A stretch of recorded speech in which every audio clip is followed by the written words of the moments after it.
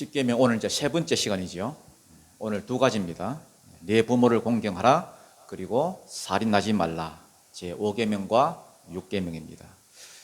어버이 주일이 이제 한 2주 정도 남았지만은 어버이 주일 설교를 이렇게 미리 듣는다 생각하시고 어버이 주일에는 십계명 마무리하도록 하겠습니다. 됐지요? 네 부모를 공경하라 이렇게 됐습니다. 공경이란 말이 요즘은 잘 쓰지 않는 말인데요. 예전에 제가 주일학교 교사를 한 적이 있는데 애들한테 십계명 암송을 시켰습니다. 외워오라 했습니다. 그런데 어떤 애가 5계명을 암송하는데 어떻게 했느냐 하면은 네 부모를 공격하라 이렇게 했습니다. 왜냐하면 애는 공경이라는 말을 잘 모르니까, 뜻을 모르니까 공격인 줄 알고. 하기야 요즘 애들 부모를 공격하는 아들이 얼마나 많습니까? 공경한다는 말이 무슨 뜻이냐 하면은 카베드란 말인데, 카베드, 무겁게 여긴다는 말이에요. 무겁게 여긴다. 부모의 말을 가볍게 여기지 말고 무겁게 여겨라. 그러면 어떻게 하는 것이 부모를 공경하는 거겠습니까? 첫 번째, 부모님의 말에 순종하는 것입니다. 만약에 우리가 어떤 사람을 존경한다면은 그 사람이 하는 말에 귀를 기울이겠지요. 그리고 할 수 있으면은 그 사람의 말을 따르려고 할 것입니다. 진짜 존경하는 사람이라면. 부모를 공경하라는 말은 부모에게 순종하라는 말입니다. 두 번째로 공경하라는 말은 물질로 섬기라는 말입니다. 부모가 젊었으면은 그 말에 순종하는 거고요. 그 다음에 부모가 나이를 먹어서 이렇게 늙었으면은 물질로 섬기는 것입니다. 말로만 섬기고 물질로 섬기지 않으면은 제5계명을 어기는 것입니다. 그런데 이런 사람들이 있습니다. 부모를 공경하라고 하면 공경할 짓을 해야 공경하지요. 여러분 따라합시다. 인격이 아니라 위치다. 인격이 아니라 뭐라고요? 위치입니다. 인격 때문에 공경하라는 말이 아니고 그 사람이 내 부모라는 것 때문에, 다르게 말하면은 하나님이 그 사람을 내 부모로 세웠다는 그 위치 때문에 공경하는 것입니다. 공경할 짓을 해야 공경하지, 이게 아니고 위치 때문에. 하나님이 그 사람을 내 부모로 세웠기 때문에. 그러니까 부모의 어떠한과는 상관없이 하나님의 말씀이기 때문에 순종하는 것입니다. 모든 권위는 여러분 하나님이 세우신 것입니다. 성경은 이렇게 말합니다. 에베소서 6장에 보면은 종보고요. 야, 너 그 상관한테 순종해라. 아내 보고, 야, 너 그 남편한테 순종해라. 에레이, 순종할 짓을 해야 순종하지. 내 지금 뭘 보고 순종하냐? 순종할 짓을 해서 순종하는 게 아니고요. 그냥 순종하라는 겁니다. 하나님이 그 사람을 내 주인으로, 하나님이 그 사람을 내 남편으로 세웠다는 거예요. 그리고 순종하라고 명령하셨다는 겁니다. 야, 네 주인에게 상 받을 걸 네 주인에게 기대하지 말고 내가 그 사람을 주인으로 세웠고 내가 순종하라 했기 때문에 네가 순종했을 때에 상 줄 사람은 나다, 나. 그 사람이 그만한 인격이 되고 그만한 자격이 되기 때문에 순종하는 말이 아닙니다. 그 사람을 하나님이 세웠기 때문에. 그 사람에게 순종하라는 것은 하나님께 순종한다는 말입니다. 부모도 똑같습니다. 부모의 인격이 되고 부모의 자격이 돼서 섬기란 말이 아닙니다. 그 부모를 하나님이 세웠기 때문에. 부모를 섬기는 것은 곧 하나님을 섬긴다는 것입니다. 인격이 아니다 할지라도 하나님이 세우신 그 위치 때문이라도 여러분 순종하십시오. 그러면 그 뒤에 뭐라고 되어 있습니까? 내가 네게 준 땅에서 뭐 할 것이다? 네 명이 길 것이다. 오래 살 것이란 말입니다. 단순히 장수한다는 말이 아니라 신명기 5장에 보면 똑같이 십계명을 주시거든요. 그 어떻게 써놨느냐 하면은 하나님이 주신 복 가운데서 네 날이 길 것이다. 사는 날 동안에 복을 그대로 다 누리면서 오래 산다는 말입니다. 그리고 에베소서 6장에는 뭐라고 했느냐 하면은 네 부모를 공경하라 하면서 그렇게 되면은 네가 잘 되고 땅에서 장수하리라. 이렇게 써놨습니다. 뉘앙스는 조금씩 다르지만은 아무튼 부모 잘 공경하면은 이 땅에서 잘 되고 복을 누리는 가운데에 오래 산다는 말입니다. 반대로 말하면은 에이씨, 우리 부모는 인격이 안 돼서 나는 공경 못합니다. 내 마음대로 할랍니다. 이렇게 하는 사람은 하나님 여러분 분명히 말씀하셨습니다. 여러분 삶 가운데 뭘 해도 잘 안 될 것입니다. 여러분 삶 가운데 뭘 해도 복이 안 될 것입니다. 뿐만 아니라 여러분이 하는 모습을 여러분의 자식이 그대로 배워서 그들도 여러분에게 그렇게 할 것이고, 자연히 여러분 그렇게 되면 그들도 복을 못 받겠지요. 그 다음 제6계명이 뭡니까? 오늘 저 계명 이제 2개 할 건데요. 제6계명이 뭡니까? 살인하지 말라는 겁니다. 여러분 살인하지 말라 요 계명은요 참 특징이 있습니다. 요 특징이 뭐냐?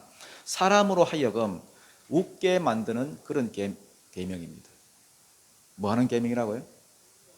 웃게 하는 계명.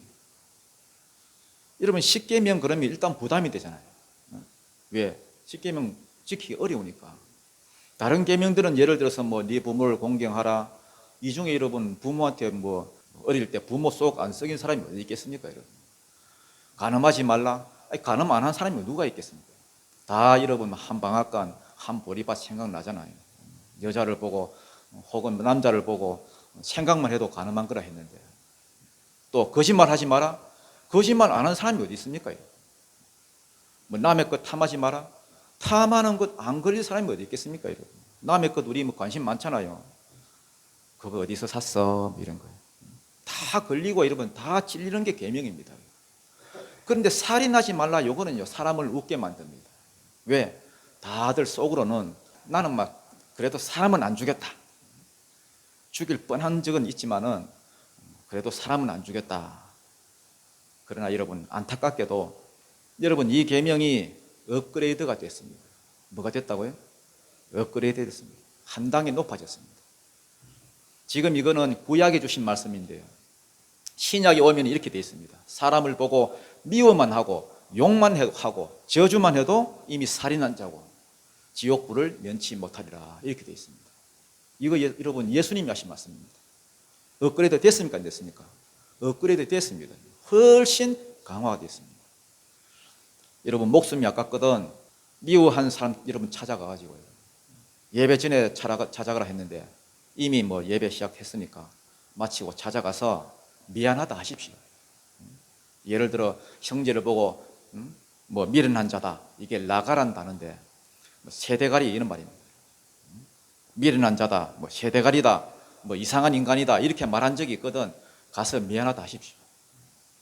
하나님한테만 회개한다고 용서가 되는 게 아닙니다. 여러분 하나님한테만 회개하지 말고 그 당사자한테도 미안하다 하십시오.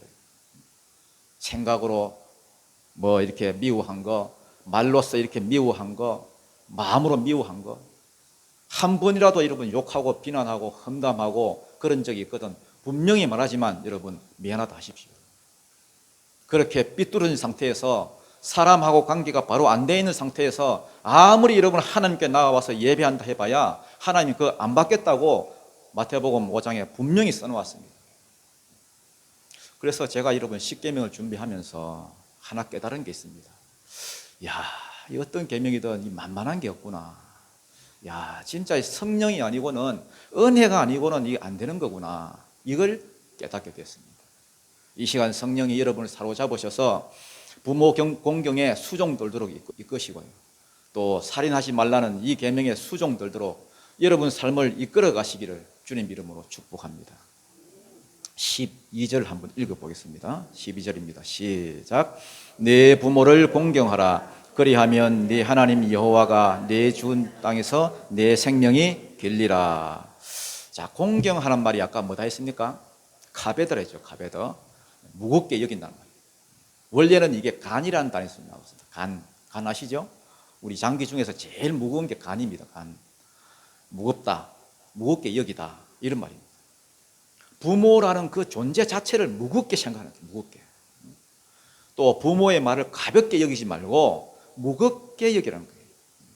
앞에서도 이야기했지만 부모를 공경하는 것은 뭘로 나타나야 된다 했습니까? 뭘로? 순종으로 나타나야 돼요. 순종으로. 나는 부모님 공경한다 그러면서 여러분 순종하지 않으면 그 사람 여러분 공경하는 거 아닙니다. 어떤 사람을 내가 존경한다 하면서 그 사람 말하는 거 헐로 듣고 이렇게 하면 안 됩니다. 에베소서 6장 11절부터 2절 한번 읽어보죠. 여기 나와 있습니다. 에베소서 6장 1절부터 2절입니다. 시작. 자녀들아 주 안에서 너희 부모에게 순종하라. 이것이 옳으니라.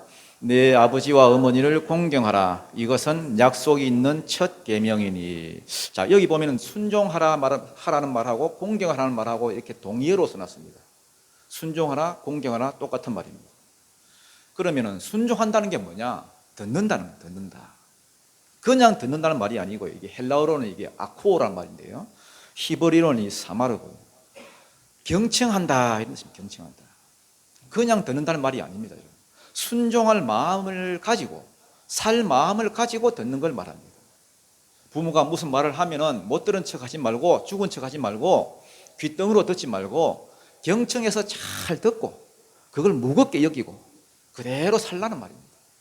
그게 부모를 공경한다는 뜻입니다.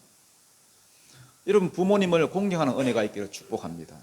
좀 나하고 안 맞아도, 내 상식하고 안 맞아도 일단 순종하는 것입니다. 그러면 이런 경우는 어떻게 하느냐? 예를 들어서 부모의 말이 하나님의 말씀하고 안 맞으면, 부모의 말과 하나님의 말씀이 충돌하면 예를 들어서 명절이 됐다 칩시다. 명절. 야, 너 이번 추석에 빨리 내려와서 제사 지내라. 이렇게 말을 합니다. 예를 들어서 야, 교회 가지 마라. 교회 가면 내 인연 끊는다. 이렇게 말합니다. 이거 어떻게 해야 됩니까? 예를 들어서 불신 결혼하라 그러면 야, 너 지금 나이가 몇 살인데 아직도 결혼을 안 하냐? 내가 좋은 놈 하나 봐놨으니까 아무 소리 하지 말고 당장 결혼해라. 이렇게 말을 합니다. 여러분 같으면 어떻게 하겠습니까? 부모에게 순종하라 했으니까 무조건 순종해야 됩니까? 그래서 여러분, 주 안에서 이 말이 있는 거예요. 주 안에서 너희 부모에게 순종하라. 이것이 옳으니라. 구약에는 이 말이 있습니까? 없습니까? 구약에는 없습니다. 아까 읽어봤잖아요. 구약에는 없습니다. 왜냐하면 구약에 하나님이 십계명을 주실 때는 그 대상이 누구냐 하면은 그 대상이 전부 다 이스라엘 백성들입니다. 구약의 이스라엘은 나라 전체가 하나의 교회였습니다. 그러니까 충돌할 리가 없지요. 주 안에서 공경해라 이렇게 말할 필요가 없습니다. 그런데 신약으로 넘어오면서 이제 이스라엘만 있는 게 아니고요. 이방인들이 오히려 더 많아졌습니다. 그러니까 주 안에서란 말을 첨가해 놓은 것입니다. 그래서 이 하나님의 뜻과 부모의 뜻이 부딪히면 어떡하느냐? 따라합시다. 하나님의 권위와 부모의 권위가 부딪히면 너무 많습니까? 하나님의 권위와 부모의 권위가 부딪히면 더 높은 권위에게 순종해라. 당연한 거 아니겠습니까, 여러분? 하나님 말씀하고 부모의 말하고 안 맞으면은 당연히 여러분 더 높은 분의 그런 말에 순종해야지. 그 다음, 부모를 공경하라는 것은 물질로 섬기는 것입니다. 물질로. 마태복음 7장 10절부터 13절입니다.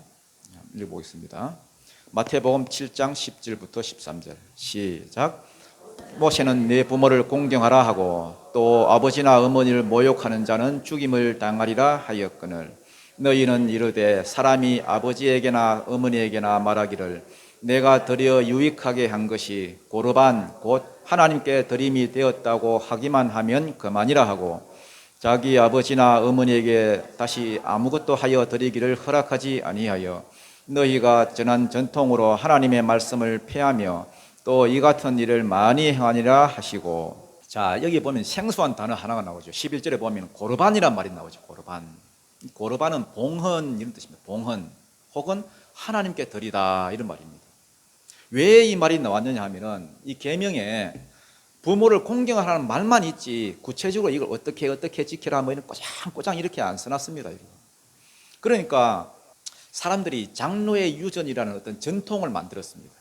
성경은 아닌데 자기들 선에서 이렇게 지킬 수 있는 것들이 쭉 자기들이 이렇게 만들어 놨습니다. 그러면서 장로의 유전에 보면은 이렇게 되어 있습니다. 하나님은 부모를 뭐라 했는데 물질로 섬기라 했는데 이 사람들은 어떻게 했느냐 하면은 고르반, 봉헌. 그러면서 하나님께 드려야 할 그 용돈을 하나님께 뭘 해버렸다? 드려버렸다. 헌금으로 바쳤다 이렇게 하는 거예요. 더 높으신 분한테 드렸다는 거예요. 아이고 부모님한테 이걸 드리려고 했는데 아이고 하나님께 드려버렸습니다. 이렇게 말하더라는 겁니다. 실제로는 드리지도 않고 들고 있으면서 요거는 하나님이 거. 딱 이래가지고 고르반 그러면서 아무도 손 못 대도록 딱 딱지 딱 붙여놓고요. 하나님 거라는데 여러분 부모님이 무슨 힘이 있습니까? 여러분. 그러다가 부모님이 돌아가시면은 그거 싹 그냥 딱지 떼고 풀어버리고 자기가 쓰는 겁니다. 이러면 됩니까? 안 됩니까? 당연히 안 되지. 여러분 헌금은 헌금이고 용돈은 용돈입니다. 여러분. 11조는 11조고 감사한 거면 감사한 겁니다. 여러분 11조는 11조고 성교비는 성교비입니다. 여러분. 구제비는 구제비고 부모 공경은 부모 공경이고 하나님 앞에 헌금은 헌금입니다. 지금 이 바리새인들은 지금 머리를 쓰는 거예요. 머리를. 하나님께 드린 물건이다. 고르반 이래버리면은 부모 섬길 것이 없다. 대신 섬겼다. 그러면서 퉁친다는 거예요. 그렇게 함으로써 부모를 공경하라고 하는 이 5계명을 자기들 마음대로 그냥 없애버렸다는 거예요. 폐했다는 겁니다. 그러니까 부모를 공경하는 이 말에는 기본적으로 물질로 섬긴다는 말이 뭐 있다는 겁니까? 포함되어 있다는 겁니다. 그래서 여러분 나는 부모를 공경합니다. 부모에게 효도합니다 하면서 물질로 섬기지 않는다면 그 사람은 새빨간 거짓말입니다. 여러분 명절이 돼서 여러분 막 부모님 이렇게 찾아뵐 때에 여러분 빈손으로 막 가지 말고 어쩔 수 없이 막 있는 참기름 가져가지 말고 선물 들어온 것 중에 막 김이나 뭐 참치 이런 거 들고 가지고 하나 골라봐 막 이렇게 하지 말고 하나님이 다 지켜보십니다. 여러분. 그 마음을 여러분 하나님은 중심을 보시는 분이기 때문에 다 압니다. 여러분. 이런 말을 하면 어떤 사람이 이렇게 말합니다. 우리 아버지는요, 아이고 존경할 만한 짓을 해야 존경하지요. 예수 안 믿지, 맨날 뭐 술 퍼마시지, 뭐 맨날 싸우지, 맨날 들어와서 뭐 폭력 쓰지, 무능하지, 돈 못 벌지, 뭐 존경해야 할 짓을 하면 존경하지요. 그러면서 자기가 부모 공경 안 하는 걸 여러분 정당화시킵니다. 예를 들어서 뭐 남편에게 순종해라. 아이고 남편이 뭐 남편 같아야 순종하지. 살아주는 것만 해도 고맙다 해라. 저는요 그런 말 들으면요 하나님이 참 대단하다고 생각합니다. 하나님 진짜 오래 참으시고 자비하시고 성경도 그렇게 증거하고 있지만은 우리 같은 사람이 이렇게 살아있는 것만 하도 하나님이 얼마나 자비하다는 걸 알 수 있습니다. 남편이 머리다 그러면요 나는 모가지다 그래요. 왜? 목이 이렇게 조종하니까 머리를 조종하잖아요. 마음대로 이렇게 순종하라 그러면 막 요즘 시대가 어떤 시대인데 그런 구닥다리 같은 소리를 하냐고. 지금 시대가 여러분 2000 몇 년도가 아니라 3000 몇 년도라도 여러분 말씀은 말씀입니다. 시대가 변하지 여러분 말씀은 안 변합니다. 여러분. 시대가 여러분 진리가 아니라 말씀이 진리입니다. 요즘 시대가 다 그렇습니다. 이 말은 세상이나 하는 말이지 성도가 할 말은 아닙니다. 우리는 이 세상 가운데 사는 하나님 나라의 백성입니다. 우리의 삶의 기준은 시대가 아니라 하나님 말씀입니다. 아멘. 여러분 전도하라 그러면은 아이고 우리 남편은요 교회 안 나와요. 절대 교회 안 나와요. 여러분 순종해 보십시오. 여러분. 왜 안 나오나? 가까운 사람일수록 말로 안 먹힙니다. 여러분. 가까운 사람일수록 말로 설득이 안 됩니다. 여러분. 삶이 바뀌는지 안 바뀌는지 그걸 보고 야, 저 사람이 교회 나가더니 저렇게 사람이 변하나? 사람 하나님이 있긴 있는 모양이네. 그러면서 나도 한번 가볼까. 이렇게 이제 삶을 보고 평가하지 말빨로 여러분 평가 안 합니다. 여러분 인격 때문에 존경하고 인격 때문에 순종하는 거 아닙니다. 인격이 아니고 위치입니다. 위치. 하나님이 그를 내 권위자로 세웠다. 하나님이 그를 내 상사로 세웠다. 하나님이 그를 내 부모로 세웠다. 하나님이 그를 내 남편으로 세웠다. 모든 권위는 하나님이 세워주신 것입니다. 인격 때문에 순종하고 인품 때문에 순종하는 게 아닙니다. 여러분. 하나님이 그를 내 위에 세워주셨다. 위치 때문에 순종하는 것입니다. 왜? 이로 인하여서 상 주실 리가 하나님이기 때문에. 안 하면 거기에 대해서 심판하실 일도 하나님이기 때문에. 로마서 13장에 보면 이렇게 말씀합니다. 모든 사람은 위에 있는 권위자에게 순복하라. 위에 있는 권위자가 누굽니까? 뭐 나라로 치면 뭐 대통령이 될 수 있고, 교회로 치면 목회자가 될 수 있고, 또 구역으로 치면은 구역장이 될 수 있고, 가정으로 치면은 가장이 될 수도 있고, 회사에 가면은 사장이 될 수도 있고, 이런 권위자에게 순복하라는 것입니다. 그러면서 뭐라고 하시냐 하면은 모든 권세는 다 하나님이 정하신 바라. 권세는 하나님으로부터 나지 않음이 없나니 권세를 거스르는 것은 그 권세를 세우신 하나님을 거스르는 것이다. 이렇게 말씀합니다.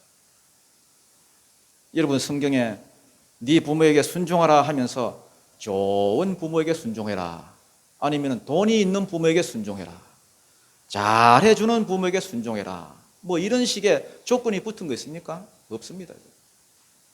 그러니까 인격 때문이 아니고 뭐 때문에? 위치 때문에 순종하라. 그런 인격이 안 됨에도 불구하고 그런 사람인 줄 알면서도 순종하라고 하신 그 하나님 때문에 내가 순종합니다. 그 중심을 하나님이 보신다는 것입니다. 민수기 12장에 보면은 모세가 구스 여자를 취했습니다. 구스 여자를 취했다는 말은요, 흑인 여자를 취했다는 거예요. 셈 자손인 그 모세가 흑인 여자를 취했습니다. 그때 당시 그 자기 아내 그 시보라가 죽었는지 안 죽었는지 말이 없는데 어쨌든 구스 여자를 취했습니다. 이것 때문에 미리암이에요. 그 누이 미리암이 아론하고 동조해 가지고 모세를 대적했습니다. 어떻게 대적했느냐 하면은 하나님이 모세하고만 말하나? 우리하고는 말 안 하나? 이거 누구한테 한 말입니까? 백성들한테 한 말입니다. 백성들한테 돌아다니면서 모세만 선지자냐? 우리는 선지자 아니냐? 모세만 지도자냐? 이러면서 백성들을 선동했습니다. 모세를 뭐 하기 위해서? 대적하기 위해서. 그러니까 하나님이 그 소리를 들었다 했습니다. 들었다 했습니다. 사람들에게 하는 말을 하나님이 들으셨다는 거예요.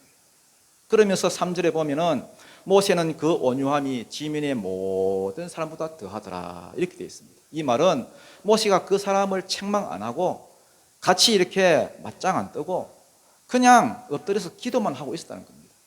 그랬더니 4절에 하나님이 야, 너희 그 세 사람은 회막으로 나와라, 이렇게 말씀하셨습니다. 나아갔더니 너희 두 사람만 이렇게 따로 나오라. 그렇게 해서 나아갔더니 하나님께서 이렇게 말씀하셨습니다. 만약에 너희 중에 선지자가 있다면 내가 꿈으로도 말하고 환상으로도 말한다. 그러나 내 종 모세와는 그렇지 아니하니 그는 내가 입과 입으로 대면하는 사이다. 즉 친구같이 옆에서 말을 한다는 거예요. 너하고는 임마 너희들하고는 질이 다른 사람이다. 그는 내 영광을 본 자거늘 왜 내 종 모세 비방하기를 두려워하지 아니하느냐. 여러분, 모세가 잘했다는 말이 아닙니다. 모세 잘못할 수 있습니다. 왜? 내가 세운 종을 네가 비방하기를 두려워하지 않느냐. 예전에 그 전라북도 삼례에 가면요, 삼례 제일교회가 있습니다.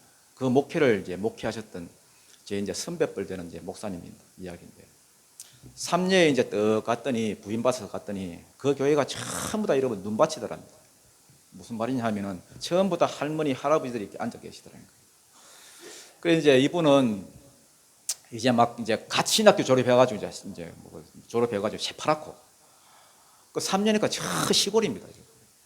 그 사람들한테 이제 설교를 하려고 하니까 이제 막 자기 생각에는 아이고 저 양반들한테 내가 뭐 뭘 떠들어 봐야 뭘 알겠노, 이런 생각이 들더랍니다. 자기 생각이거든요.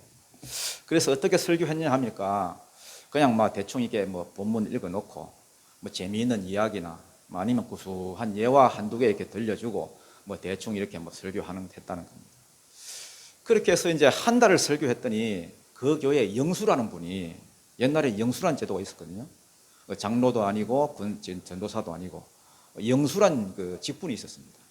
그 영수란 분이 와가지고 무릎을 탁 꿇더라는 거예요. 무릎을 이렇게. 나이 많은 분이. 자기는 그때 30대인데.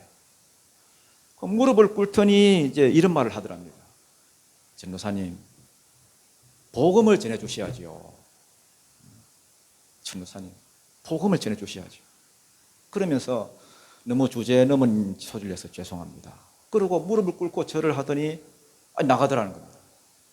그때 이 전도사님 마음에 그때 그 말이 여러분 하나님 말씀처럼 들렸다는 거예요. 하나님 말씀처럼. 여러분 권위자가 잘못했을 때 그 지적할 수 있습니다. 잘못했다 할 수 있습니다. 그런데 성경은 이렇게 말합니다. 왜 내 종 모세를 비난하는 것을 두려워하지 않느냐? 왜 우습게 여기냐? 여러분 어떤 권세라도 그냥 세워지는 게 아닙니다. 여러분 남편 재수가 없어 그런 사람 만난 게 아닙니다. 여러분. 대통령 여러분 지금 대통령이 모질이고 어떻고 그런 대통령 여러분 재수가 없어서 우리가 만난 게 아닙니다. 여러분. 마음에 안 드는 목회자 재수가 없어서 그런 사람 만난 게 아닙니다. 여러분 부모 재수가 없어서 내가 흙수저로 태어나고 그런 부모 만난 게 아닙니다. 여러분. 하나님이 세우신 겁니다. 이 세상에 우연이 어디 있습니까? 우연이. 다 하나님의 손에서 돌아가지. 그래서 미리암이 그 자리에서 문둥병이 들었습니다. 모세가 살려달라 했습니다. 중보했습니다. 그러니까 나놔라. 그 아버지가 침을 뱉었어도 7일 동안은 부끄러워하지 않겠느냐. 7일 동안 나놔라. 지 혼자 부끄러워하도록. 이렇게 말씀했습니다. 인격 때문에가 아니라 위치 때문에 순종하는 거예요. 위치 때문에. 아무리 무능해도 위치가 위치이기 때문에. 존경하세요. 받을 짓을 해야 존경하지. 그런 말 하지 마십시오. 존경받을 짓을 안 해도 존경하고 섬김받을 짓을 안 해도 섬기십시오. 왜? 하나님이 그를 내 부모로 세웠기 때문에. 그리고 공경하라고 하나님이 명령하셨기 때문에. 그리고 잘 섬겨서 내가 상을 받는다면 내 부모한테 받는 게 아니라 그 요구를 하신 하나님께 받을 것입니다. 그 다음 내가 벌을 받는다면 내 부모한테 받는 게 아니라 부모가 뭐라 못하지. 자기가 한 짓이 있으니까. 그렇지만은 그 요구를 하신 하나님이 나를 심판하실 것입니다. 여러분이 부모를 공경 안 하면 여러분 자식이 여러분을 공경 안 할 것입니다. 심는 대로 거두는 것입니다. 그리고 하나님이 복을 주시지 않습니다. 복이 끊어지게 될 것이고 그것이 자녀에게 고스란히 흘러갈 것입니다. 누군가는 이 저주를 끊어야 됩니다. 이를 악물고서라도 이 저주를 끊어야 되고요. 그게 여러분이 되기를 축복합니다. 그 다음 부모 된 자들은 명심해야 될 게 있습니다. 부모는 여러분 하나님의 대리자입니다. 비록 내 자식이지만은 내 소유가 아닙니다. 하나님의 소유입니다. 하나님의 대리자입니다. 그렇기 때문에 내 뜻대로 키우려고 하면 안 됩니다. 내 욕심 가지고 키우려고 하면 안 됩니다. 어떤 사람이 이런 사람이 있습니다. 나는 의대를 가서 의사가 되고 싶었는데 네 할아버지를 잘못 만나가지고 내가 이래 된 거 아니니까 내가 이래 됐으니까 네가 나 대신 의대를 가져야 되겠다. 이래 가지고 여러분 애는 머리는 안 좋은데 자꾸만 여러분 스트레스를 줘가지고 애가 죽으려고 합니다. 여러분. 그러면 안 됩니다. 내 욕심 가지고 키우지 마시고 모르겠거든 여러분 하나님께 물어보십시오. 하나님 이놈 이 부르심이 뭡니까 도대체? 머리가 제로인데 뭘 해야 하나님께 영광이 되겠습니까? 그래서 여러분 피아노라 그러면 피아노 시키고요. 예능이라 그러면 예능 시키고 미술이라 그러면 미술, 운동이면 운동. 하나님 여러분 하라고 하는 걸 시키십시오. 무조건 공부만 하라고 애를 두드려 잡지 말고 내 못다 이룬 꿈 이루려 하지 말고 그리고 내가 먼저 하나님 말씀대로 살려고 하십시오. 내가 하나님 말씀대로 살고 내가 하나님 말씀 가지고 가르치면은 애가 여러분 왜 순종을 안 하겠습니까? 자기가 말씀대로 못 사니까 순종 안 하는 거죠. 에베소서 6장 1절 아까 읽은 말씀에 보면요. 자녀들아 주 안에서 너희 부모에게 순종하라. 이것이 옳으니라 그랬습니다. 그러면서 이것은 약속이 있는 첫 계명이니 이렇게 되어 있습니다. 여러분 10계명 가운데 유일하게 하나님의 약속이 같이 따라 붙어 있는 게 요 계명입니다. 5계명. 무슨 약속이 붙어 있느냐? 3절에 보면은 이로써 네가 잘되고 땅에서 장수하리라. 이 말이 무슨 말이냐 하면 단순히 오래 산다는 말이 아니고 아셀의 축복을 받는 데서 오래 산다는 거예요. 여러분 성경에 룻이란 그 여자를 보십시오. 그 나오미 시어머니를 잘 섬겼더니 누구를 만납니까? 보아스를 만나요. 보아스. 요즘으로 치면은 김범수나 이재용이 같은 사람 만났다는 거예요. 그리고 자기가 다윗의 정조모가 됩니다. 정조모. 그것도 이방인이. 하나님 나라의 중심에 섰습니다. 셈도 마찬가지고요. 노아가 여러분 술 품마시고 막 취해가지고 막 옷 다 벗고 이러면 누워있을 때에 셈과 함과 야벳 그 아들 셋이 자기 아버지 허물을 보았지요. 그때 함은 그거를 보고 허물을 보고 막 흉보고 막 조롱했지만은 셈과 야벳은요, 그럼에도 불구하고 아비의 허물을 덮었습니다. 가려줬습니다. 그때 노아가 그걸 알고는 함을 저주해 버렸습니다. 그리고 셈과 야벳은 축복을 하는데요, 야벳은 창대케 될 것이다 했습니다. 오늘날 여러분 유럽에 가보십시오. 그 유럽 사람들 지금까지도 대체적으로 보면은 그 축복을 그대로 그냥 받고 있습니다. 셈은 여러분 아버지 하나님이 자기 하나님이 되는 그런 축복을 받았습니다. 성경 말씀은 그대로입니다. 그대로 이루어지는 것입니다. 네 부모를 공경하라. 여기에는 하나님의 축복의 약속이 같이 이렇게 포함되어 있는 패키지. 그 다음 6계명입니다. 이건 간단하게 하고 마치겠습니다. 뭐 하지 말라? 살인하지 말라. 일단은 사람을 죽여도 살인이 안 되는 게 있습니다. 어떤 게 있겠습니까? 정당방위는 죄가 없습니다. 출애굽기 22장 2절에 보면은 밤에 도둑이 뚫고 들어오는 것을 보고 그를 쳐 죽이면은 피 흘린 죄가 없다 이렇게 되어 있습니다. 맞지요? 정당방위. 그 다음에 어떤 게 있습니까? 또 어떤 게 있겠어요? 사람을 죽여도 살인이 안 되는 게. 예를 들어서 뭐 전쟁 이런 거죠. 전쟁에 나가서 사람을 죽이면 그거는 죄가 없다 했습니다. 다윗이 여러분 골리앗을 죽였지만은 다윗을 보고 이 살인자야 이렇게 안 했습니다. 여러분 박수 쳤지. 그 다음에 재판정에서 사형 땅땅땅 때렸으면 그건 살인 아닙니다. 반대로 살인 아닌 것 같지만은 살인이 되는 경우도 있습니다. 어떤 게 있겠습니까? 예를 들어 뭐 낙태 살인. 아무리 여러분 태하라 해도 살인은 살인입니다. 함부로 낙태하면 안 됩니다. 뭐 어쩔 수 없는 그런 낙태는 그거는 뭐 상관이 없지만 죽음의 영이 그 안에 머물러 있습니다. 아니면은 다음 애가 들어서면은 걔한테 흘러가든지. 낙태 분명히 살인입니다. 그 다음에 뭐 어떤 게 있겠습니까? 뭐 자살 살인입니다. 아니 내 목숨 내가 끊는데 왜요? 그건 네 목숨 아니다. 무식한 소리 하지 마라. 하나님이 자기의 숨기를 훅 불어넣어서 영적인 존재가 된 거, 그거 하나님이 그 생명의 주인이시다는 거예요. 아멘. 하나님이 자기 형상대로 만드셨고 흙으로 만들어서 그 코에 생기를 이렇게 불어넣으셔서 들숨과 날숨이 있게 하신 이가 바로 하나님입니다. 함부로 자기 목숨 자기 거라고 여러분 끊어버리고 그러면 안 됩니다. 자기 거 아닙니다. 하나님은 생명의 주관자이기 때문에 생명을 귀하게 생각하십니다. 귀하게. 내 생명도 귀하듯이 남의 생명도 귀한 것입니다. 그래서 아예 계명으로 못을 박았습니다. 살인하지 말라. 아무리 여러분 원한이 있고 미운 감정이 들어도 살인하면 안 됩니다. 시므온과 레위, 너희가 그 성폭행 당했다는 그것 때문에 여러분 얼마나 살인을 해댔는지 여러분 그것 때문에 두고 저주를 받았습니다. 다윗 자기 죄를 감추기 위해서 살인을 저질렀습니다. 그랬더니 두고 칼이 그 집에서 떠나지 아니하였다 이렇게 되어 있습니다. 어떤 식으로든 살인하면은 반드시 하나님이 심판하십니다. 그러나 이게 중요한데요. 아까도 말했듯이 이 계명은 사람을 웃게 만듭니다. 왜? 나는 뭐는 안 했다? 사람을 죽이진 않았다. 근데 여러분 아셔야 할 게 있습니다. 이 계명이 엄청나게 업그레이드가 됐어요. 업그레이드. 마태복음 성경 한번 읽어보겠습니다. 마태복음 5장 21절로 24절입니다. 마태복음 5장 21절로 24절 시작.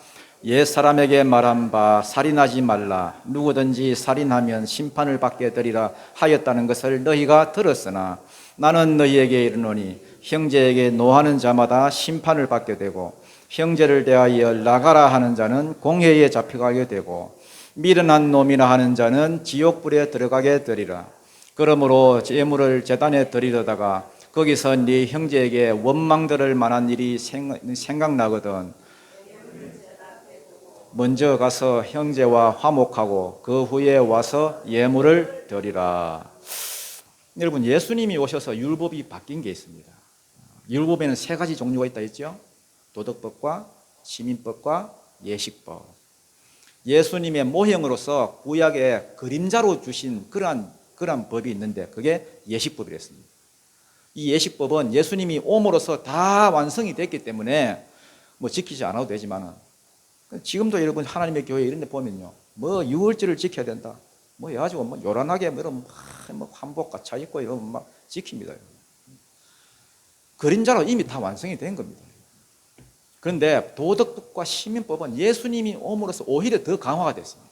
그러면서 천지는 없어지겠지만은 내 말은 1.1획도 없어지지 않고 다 뭐하리라? 이루리라. 그러면서 너희 의가 서기관과 바리새인보다 더 낫지 않으면은 천국에 못 들어간다 했죠. 그러면서 나오는 말씀이 방금 읽은 요 말씀입니다. 옛 사람에게 말한 바 구약 시대에는 살인하지 말라, 누구든지 살인하면 심판을 받게 되려 하는 것을 너희가 들었으나, 이 구약 시대의 말씀. 그러나 나는 너희에게 이르노니 형제에게 노하는 자마다, 형제한테 노하는 자마다 심판을 받게 되고 형제에 대해서 나가라, 미련한 놈이다 하는 자는 지옥불에 들어가게 되리라. 지키기가 훨씬 힘들어졌습니다. 왜 더 힘들어졌느냐? 예수님이 왜 예수님이 오셔가지고 말이야, 안 그래도 지키기 힘든 계명을 이렇게 만들어 놓고 말이지. 여러분, 예수님은요 성령 받을 것을 전제하고서 말씀하시는 겁니다. 여러분, 구약에서는 성령의 임재란 게 없었습니다. 노아 홍수 직전에 하나님의 아들들과 사람의 딸들이 섞여가지고 막 극심한 죄악 가운데 빠졌기 때문에 성령을 하나님께서 거두어 가셨습니다.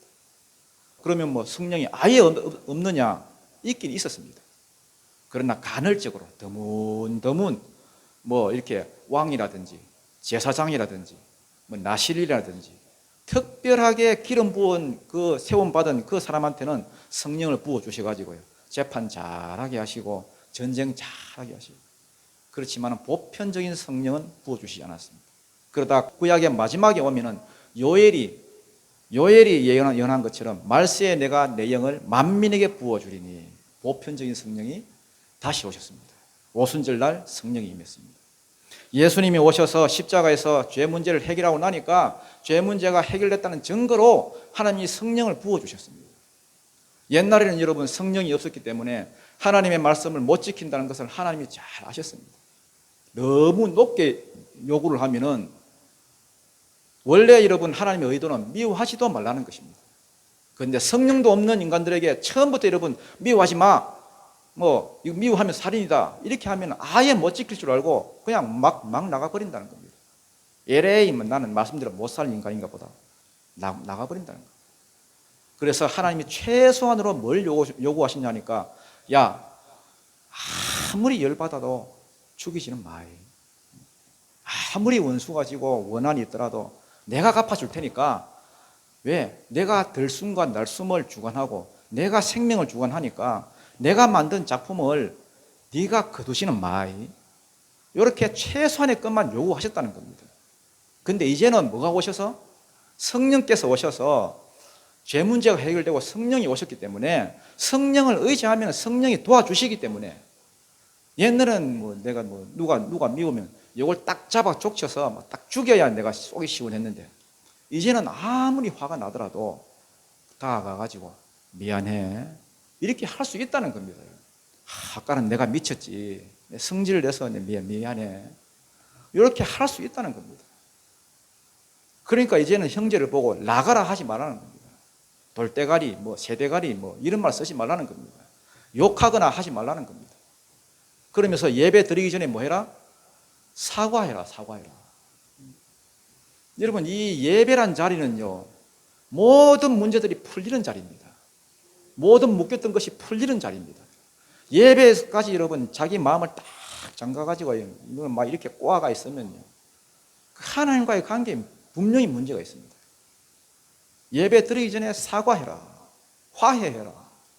셀이 막 분노가 막 마음에 남아있는데, 미운 감정이 남아있는데 그 예배를 하나님이 받으시겠느냐 이 말입니다. 하나님이 심판하시기 전에 화해하고 예배하기 전에 풀고 그러고 나서 예배 드리라는 겁니다. 제가 이걸 보면서 느끼는 게 뭐냐, 진짜 우리는 성령이 아니고는 계명 중에 어느 하나도 순종 못하겠구나. 여러분, 다른 것 달라고 구하기 전에 성령을 먼저 구하십시오. 하나님께서 지키라고 하신 이 계명, 이 선한 뜻으로 주신 거거든요. 잘 되라고, 복 받으라고. 막 여러분 의무감으로 내 인력으로 막 지키려고 하지 마시고요. 성령을 여러분 이론과 자기 생각에 가두지 마시고요.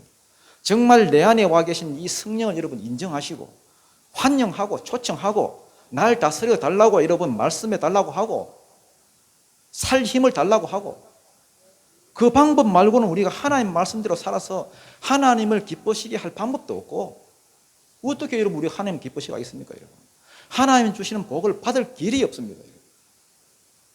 오늘 저와 여러분 한 주간의 삶 가운데 성령으로 충만하시고 그 성령에 사로잡힌 바 되어서 주의 뜻을 이루어드리고, 특별히 여러분 부모를 공경하는 데 있어서 또 형제를 사랑하는 데 있어서 함부로 여러분 남을 미워하지 말고, 미워했다면은 미안하다 그러고, 그래서 원수가 없는 저와 여러분이 다 되시기를 주님 이름으로 축원드립니다.